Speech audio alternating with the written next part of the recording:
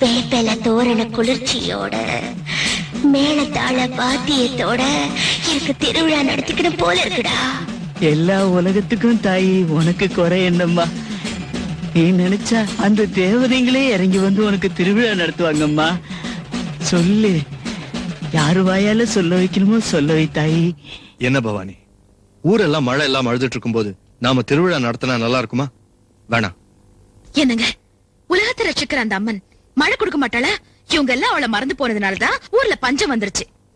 என்னங்க, நம்ம திருவிழா நடத்தினா நமக்கும் நன்மை கிடைக்கும், ஊருக்கும் நன்மை கிடைக்கும். கண்டிப்பா மழை வருங்க.